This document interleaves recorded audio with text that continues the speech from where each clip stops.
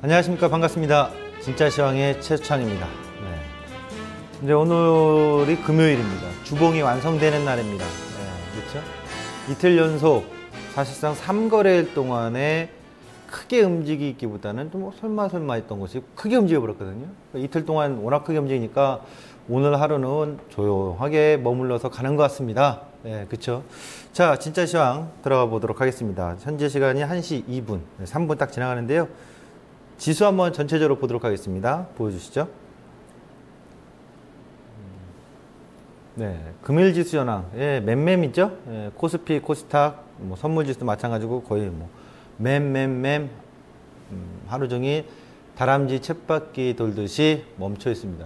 근데 시장의 종목 상승수는 시장은 멈춰 있는 모습인데 지수는 꽤 활발하죠. 예, 거래소 보니까 한 400개가 넘게 상승 종목이 나오고 있고요. 코스닥도 한 540개 정도. 예, 하락 종목보다는 전반적으로 조금씩 더 많이 나오고 있습니다. 오늘 제가 이제 뭐 이것도 하나만 볼게요. 오늘 수급 좀 잠깐 보세요.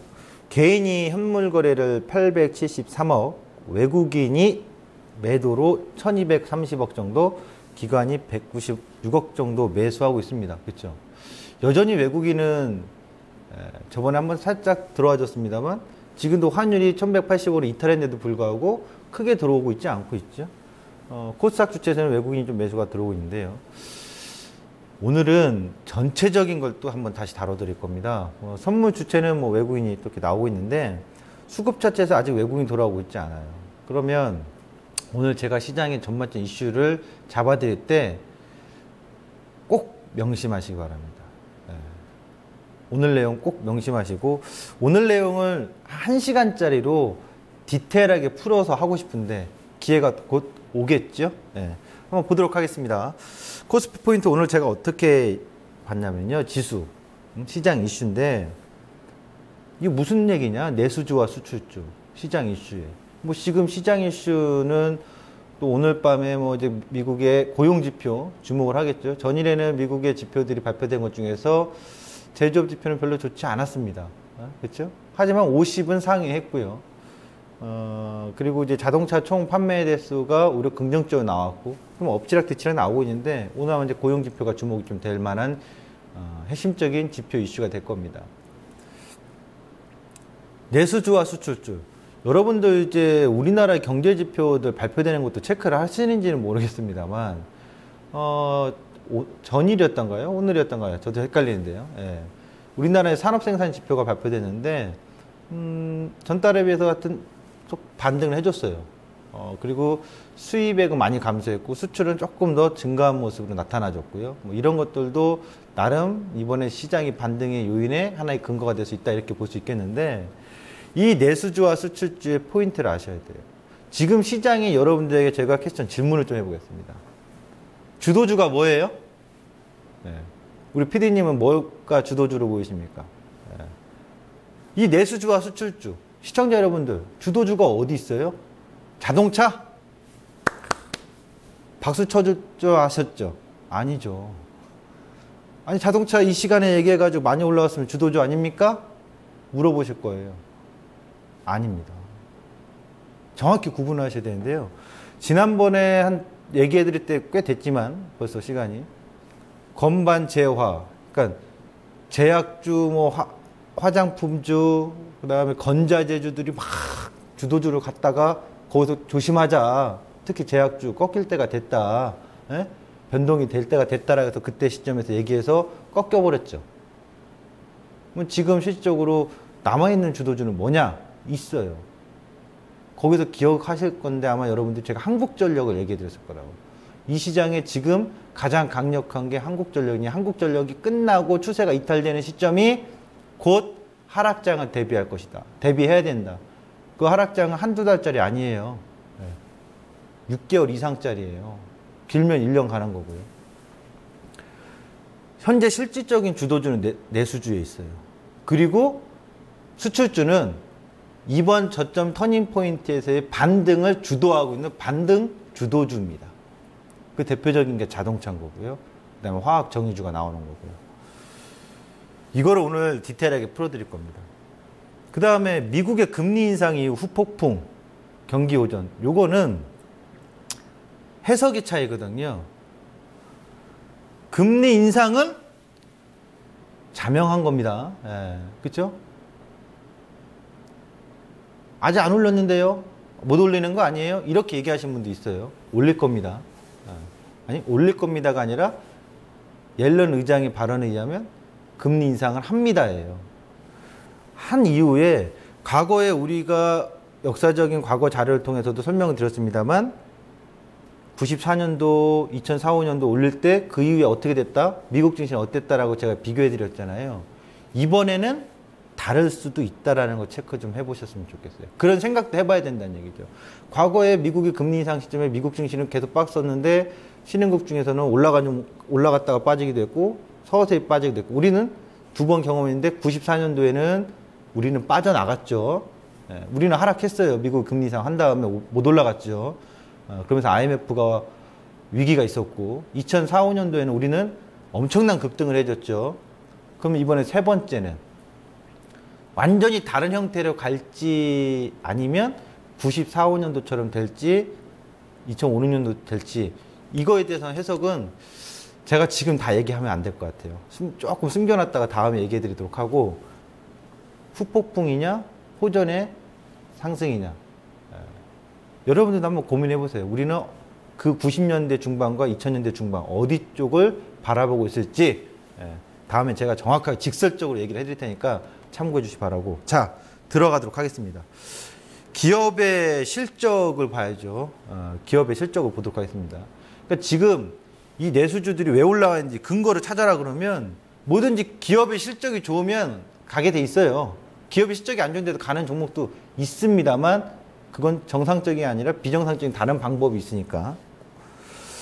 자, 기업의 실적을 보면 한국전력입니다. 확대해서 보여주시면 2011년도, 12년도 안 좋았죠. 그런데 13년도, 14년도에 영업이익이 이거 무슨 개별주도 아니고요.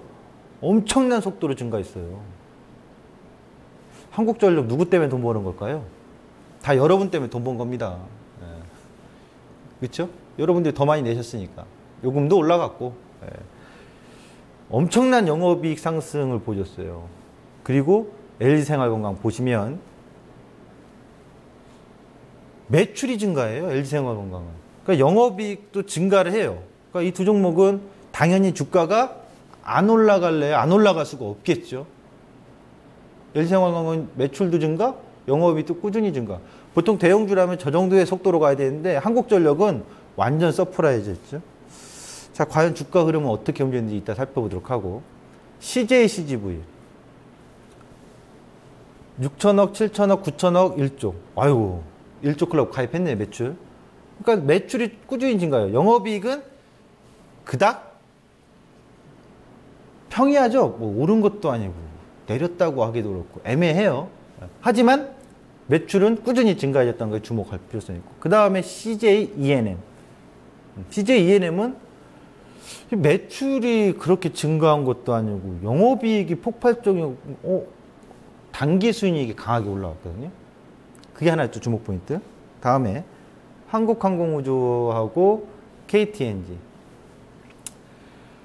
한국항공우주도 보시면 매출이 증가하죠. 12, 15, 20, 23.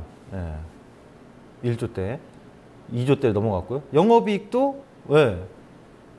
증가해주고 있죠. 1,000억에서 1,600억까지. 최근 3, 4년간. 그 다음에 KTNG. 이건 뭐 안 봐도 비교가 되겠죠.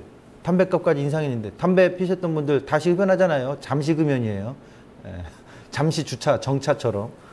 근데 매출도 증가했고 근데 영업이익은 그렇게 폭발적이지 않은데 그래도 증가를 해줬어요. 담배값 인상한 시점부터. 이 종목군들 주목해줘 보세요. S1도 한 종목 더 있는데 이 종목군들이 수출을 엄청나게 많이 해가지고 고용효과도 창출되고 일자리 창출 많이 되는 기업이고 여러분들 소득이 엄청나게 증가돼 그 파급 효과가 큰 기업들이냐라고 물어보시면 수출 쪽보다는 상대적 비교해서 좀 덜 하잖아요. 근데 이 종목군들 이제부터 볼 겁니다. 이들이 주도주입니다. 살아있는 주도주죠. 지난 정부 들어와서 또 올해 현 정부로 정권이 이양되고 정부가 바뀌었는데도 불구하고 정말 실적이 이렇게 좋아지고 계속 주가의 신고가 행진을 통해서 자산 시장에서 부의 효과를 불러온 종목 보도록 하겠습니다. 한국전력. 한국전력 보시면 보세요. 계속 신고가 나오고 있죠. 이게 지금 화면이 맨 끝에가 2011년도예요. 11년도부터 지금까지 쭉 11년, 12년, 13년, 14년, 15년 쭉 진정한 주도주예요. 전 정권 17대 정부 이명박 정부의 최고 주도주는 뭐예요? 네, 차화정이죠. 네, 누가 뭐래도 끝까지 갔잖아요. 네, 2011년 최고점 나올 때까지 끝까지 올라갔던 종목이니까 잠시 후에 또 보게 될 건데 한국전력이 계속 올라가는데요. 이 종목이 지금 외봉 고점 맞고 한번 밀렸단 말이에요. 그리고 다시 바운딩 나오는데 46,000원의 지지 자리가 돼버렸어요. 그럼 향후에 46,000원을 이탈하면 돼요, 안 돼요? 그러면 이 장기적인 추세가 이탈되는 이탈 가능성이 높아진다는 얘기예요. 전고점을 다시 넘어가 줄지 안 넘어가 줄지 그게 포인트거든요. 저보고 넘어갈 거냐 안 넘어갈 거냐 확신해 갖고 얘기하라 그러면 저도 아직 확신해 갖고 얘기하기는 어렵습니다. 두 번째, LG생활건강입니다. LG생활건강 보시면 보세요. 저 밑에서부터 쭉 올라오죠. 아까 실적 보셨죠. 좋으니까 올라갈 수밖에 없어요. 근데 눌린 상태에서 실적이 좋은데 왜 빠지냐 이거죠. 급하게 올라가고 있어요. 신고가 나오고 빠졌다가 외봉으로 빠지면 반드시 쌍봉을 만들어가는 게 기본적인 기술적인 차트 분석의 원리입니다. 외봉으로 빠지니 리바운딩 쌍봉 만들러 가죠. 쌍봉 만들려고 해서 밑으로 빠져나갈 수 있는 위치에서 브레이크 걸고 다시 반등 나왔거든요. 그럼 이번에 기준점은 80만 원이에요. 80만 원이 살아있는 한 전고점을 돌파하려고 신고가를 한 번 더 내려고 하는 힘이 살아있는 거고, 이탈하면 주도주 이탈 가능성이 생기는 거죠. 보도록 하겠습니다. 다음 종목 CJ CGV. 예, 뭐 CJ CGV가 엄청난 수출주예요? 아니잖아요. 예.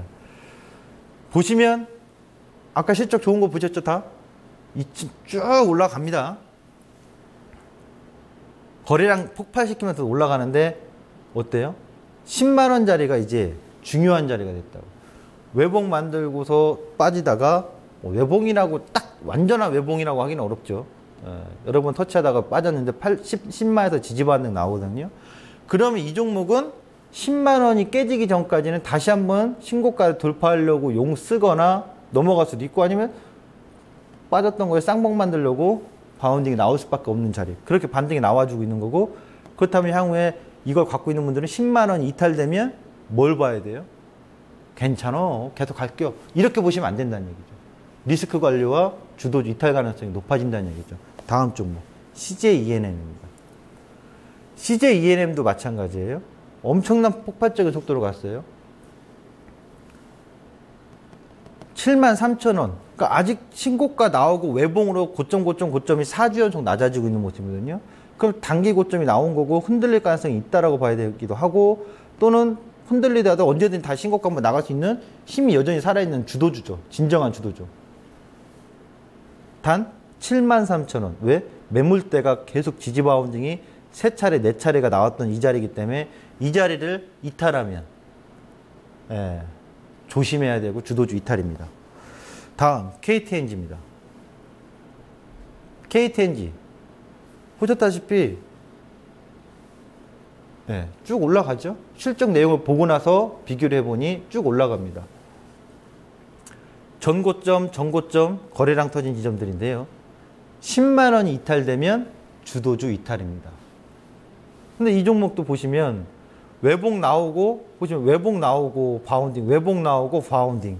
더 신고가 나갈 수도 있는 기대감이 여전히 살아있는 거예요. 단 10만 원 이탈하면 그때는 가격 변동과 리스크 변을 조심하셔야지 강한 자리는 아니다 이거죠. 다음 하나 더 보겠습니다. S1입니다. S1을 보시면 지난번에도 설명해드렸지만 역시 신고가 같죠. S1도 실적이 좋아요. 쭉 올라가거든요. 그러면 지금 자리에서 8만 원은 지지가 되는 자리, 정고점들의 가격의 매물 때문에. 그럼 8만 원 이탈되기 전까지 계속 상승 파동. 빠져도 눌리고 튀고 눌리고 튀고 하는 파동의 흐름상 가격 추이가 위로 올라가고 있는 국면인데 8만 원은 이탈되면 조심하셔야 되고 신고가 또 나갈지 안 나갈지 명확하진 않죠. 하지만 힘의 우위는 아직 매수 우위다. 이 전 종목군들은 다 내수주인데 보시면 다 외봉 찍고 지금 눌렸다가 다시 바운딩 나오고 있죠. 그리고 올해 들어와서 지속적으로 신고가를 내고 있는 종목이죠. 그럼 이들이 주도주인 거죠. 그럼 여러분 다들 주식 하시면서 아시잖아요. 주도주가 제일 늦게 꺾여요. 대장주가. 꺾이는 게. 근데 주도주가 꺾이면 어떻게 돼요? 시장 다 꺾여요. 네. 그걸 유의하셔라 이거예요. 이 종목군들이 매일같이 체크하셔야 돼요. 아, 저는요 이런 종목 안 사고 팔고 안 하는데 다른 거 하는데요. 다른 거 하셔도 이 종목군들은 매일같이 보셔야 돼요. 왜? 이 종목군들이 제가 지금 얘기했던 가격대들이 예측으로 해놨던 가격대들이 다 끊기면 가다가 신고가 계속 나갈 수 있다는 얘기죠 아직은. 근데 확신을 못한다고 얘기하는 거고 나갈 수 있는 힘에서 팍 어느 날 꺾였다. 아니면 나가는 척 했다가 꺾였다. 그 자리에 동일하게 거의 대부분 다 깬다고 하면은 이 종목군들 전반적으로 다 깼대. 뭘 보셔야 돼요? 가격 변동과 리스크 관리에 주력하셔야 됩니다. 하나 더 보겠습니다. 한국항공우주입니다. 이젠 끊긴 거라고 제가 얘기했죠. 지난번에 볼 때 끊겨가지고 끊겼네요. 끊겼는데 뭐예요? 확 도망갈 자리가 아니라 고저 하프 자리 66,000원대에서 리바운딩 볼 겁니다라고 했죠. 그럼 지금은 외봉에서 빠져서 리바운딩 나오려고 나오는 자리죠. 이거 차트를 한번 잡아드렸잖아요. 그렇죠? 지난주에 한국항공우주 여기서 좀 더 빠지면은 보이네요 하고 차트 잠깐 잡아주시겠어요? 차트를 잠깐 넘어가겠습니다. 한국항공우주를 잠깐 보여드릴게요. 이때 이 화면 기억나시죠? 이거요. 이 피보나치로 이렇게 그려가지고 올해 저점과 고점의 피보나치 하프 자리와 61.8 자리 여기가 오면 노란색 존이 오면 반등 매매 자리다 얘기했던 건데요. 근데 이들 종목군들은 지금부터 뭘 보여드리려고 하냐면 특징이 있어요. 여러분 벌써 찾으신지 모르겠는데 이 밑에 수급 있죠. 이게 주봉인데 지금 얘기했던 한국전력, 기관수급, LG생활건강, 기관수급 대부분 기관들이 돈을 많이 싸준 종목군들이에요. 몇 년간. 기관수급 한번 찾아보시기 바래요. 그리고 또 넘어가겠습니다. 기업 실적 다시 하나 봅니다. 이제 수출주 봅니다. 그러니까 지금 내수주들이 신정한 신고가를 나가서 주도주로 했던 이 종목군들을 계속해서 포인트를 보시고 그들이 꺾이면 조심해야 된다는 거예요. 안 꺾이면 여전히 매매 이뤄지고 현대차 실적 볼게요. 괜찮게 가다가 작년에 꽈당 났거든요. 그 다음에 LG와 2012년, 13년, 14년 연속 쭉 안 좋아졌어요. 자, 넘어가도록 하죠. 삼성전자는 다 아시니까요. 이 시간 동안 워낙 많이 얘기했기 때문에. 삼성전자의 실적이 계속 이 상태다. 머물러. 안 좋은 수점도 있었고, 작년에. 이 차트는 보셨잖아요. 계속 수출주는 신고가를 못 가고 오르락 내리락 오르락 내리락 삼성전자 실적만 보더라도 그대로 반응을 해주는 거거든요. 다음에 한번 보도록. 근데 지수하고 상관관계는 내수주보다는 수출주가 훨씬 더 높다는 얘기예요.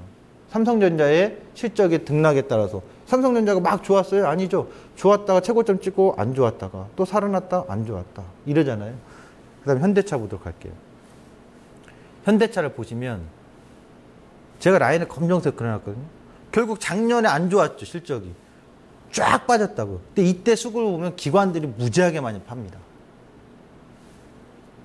지수는 어때요? 왜?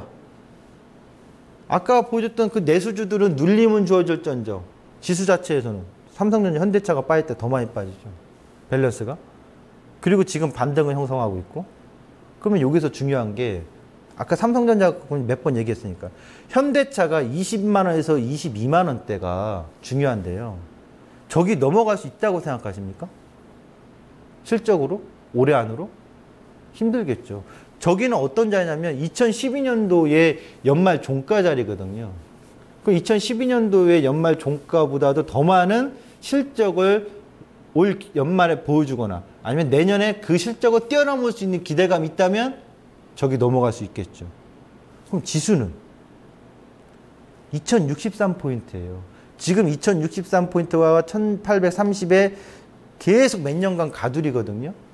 그러니까 지금 빠져도 당연히 바운딩이 나올 수밖에 없어요, 이 자리는. 그러니까 이 밑에서 겁먹지 말고 호랑이 굴속으로 들어갑시다 라고 얘기했던 거잖아요. 빠졌던 거에 리바운딩 계속 나오는 자리고. LG화학 보도록 하죠.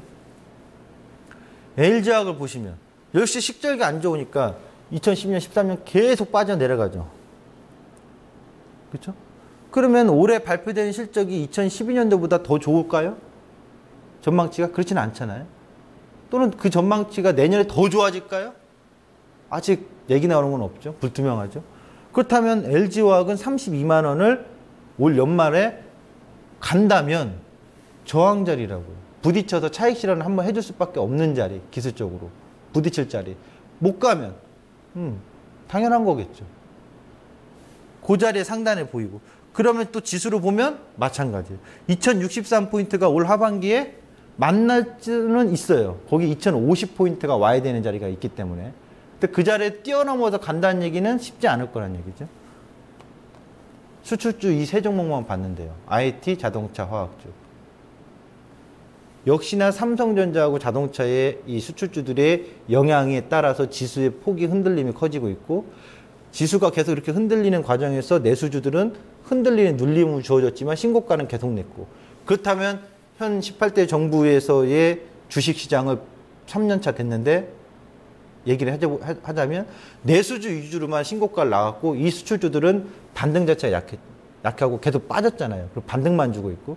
그러면 이 반등 자리에서 올해와 내년, 남은 하반기와 내년에 정말 경기 호전으로 확 좋아진다면 이 수출주들이 새로운 대장으로 역할을 하겠지만, 그 전에 밸런스가 한번 맞출 때가 올 거라고. 그걸 오늘 설명드리는 거예요. 자, 그러면 지수 분석합니다. 저 고점과 저점은 올해 하반기 최고점이고, 올해 최고점이고, 올해 하반기 최저점이고, 그럼 올해 고전은 다 나왔고, 왔다리 갔다 해서 이 범위에 있을 거라고 얘기했습니다. 그렇죠? 그럼 아까 그 밸런스 보이잖아요. 내수주들은 더 신고가 갈 수도 있고, 가다가 꺾일 수 있고, 또는 빠졌던 애들은 자동차라든가 이런 반등 주도형으로서 계속 좀 올라오는 힘인데, 최근에 보시면 이 종목군들 현대차, 기아차 등 LG화학 최근 한 달 사이에 기관 수급이 엄청나게 세집니다. 결국 수급의 주체가 지금 기관이고 외국인이 아니라는 얘기죠. 외국인은 어차피 샀다 팔았다 반복하는 거고, 진정한 수급은 현재 기관의 수급에 의해서 시장이 반등을 주도하고 있다. 이렇게 분류를 할 수 있겠죠. 넘어갑니다. 코스피 200 지그재그 가두려고 계속 얘기해드렸는데, 이거를 좀 더 디테일하게 오늘 그림을 그려드릴 겁니다. 제가 좀 더 가능성 있는 그림을 보여드릴 겁니다. 넘겨주시죠. 끝으로. 올 하반기에 이 그림을 보시면 하반기에 이렇게 여기까지 돼 있는 거잖아요. 목표치는 어디예요? 246. 거긴 반등 목표예요. 올 하프, 고저의 하프 자리니까 코스피 200으로. 그러면 지금 전저점은 당연히 깨져서는 안 되는 거고, 하반기 최저점 역할을 톡톡히 계속해서 할 겁니다. 그 전에 230이라는 돌파 갭 생겼고, 어제 개파락 양봉, 장대 양봉 나왔던 이 230은 이탈되면 안 돼요. 이탈되면 리스크 관리 철저히 들어가야 됩니다. 그럼 저거 이탈되기 전까지는 246을 보러 가는 힘까지 꾸역꾸역 올라가는 건데, 어떻게 올라갈 거냐? 이 그림대로 갈 가능성이 높아요. 첫 번째 1, 2, 3이죠. 1번 왔다 갔다 해주다가 쭉 올라가서 246대를 만난 다음에 밀렸다가 다시 또 확 올라가서 253에서 4까지 가서 거기서 왔다 갔다 해서 눌리는 그림 하나, 1번. 2번 어제의 양봉의 저점이 회기 자리예요. 그런데 10월에 최저점 역할을 7, 80% 할 수도 있어요. 그러니까 당장에 회기 안 하고 1번처럼 될 수도 있다는 얘기인 거고, 어제 저점을 한번 깨서 눌렸다가 230대까지 안 깨고 230 근처까지 가든 못 가든 하여튼 눌렸다가 다시 올라가서 246을 돌파하고 그냥 다이렉트 253, 4까지 갔다가 그 다음에 고점 찾아서 눌림 나오고. 2번. 3번 그림은 왔다 갔다 흔들리다가 246까지만 가고 거기서 맞고 흔들려서 253, 4 못 가고 쌍봉 만들고 질질 눌려서 빠지거나. 가장 높은 확률은 제가 봤을 때 1번이에요. 그러니까 230은 깨지 않고 왔다리 갔다가 가거나 아니면 그냥 쭉 가거나. 그리고 10월 둘째 주까지 멈칫멈칫 하다 오르곤 10월 셋째 주에 빵 쳐주곤. 그래서 46까지 찍은 다음에 힘의 충돌 맞고 눌림 나왔다가 다시 한번 넘어갔다 죽을래? 아니면 여기서 흔들리면서 이럴래? 올 하반기 그림에는 전저점은 당장 안 깨지는데 제일 중요한 건 230은 일단 깨져서는 안 되고 눌릴 수는 있어요. 하지만 깨져서 확 내려가서는 안 돼요. 그러면 지금 제가 얘기하고 있는 246까지의 목표값은 뭔가 바뀔 수도 있는 거예요. 근데 지금은 바뀐 게 아니니까 그대로 그 흐름을 보셔라. 그럼 246이나 253, 4 갔을 때는 아까 제가 보여줬던 내수주들의 최고점에서의 변동 흔들리는 거, 수출주들의 리바운딩 반등을 주였던 자동차주들의 단기 고점 나오는 거, 이걸 주목하시면 그 시점이 레버리지 청산한 시점이다 이거예요. 8월의 저점과 9월의 저점을 계속 공략했던 분들은 그때까지는 지금 여유롭게 홀딩할 수 있고 그 시점 가서 청산을 해야 될 거예요. 주식도 마찬가지일 겁니다. 참고해 주시기 바라고, 다음에 한번 기회 되면 1시간 이상짜리로 디테일하게 한번 하도록 하겠습니다. 지금까지 진짜 시황의 최수창이었습니다.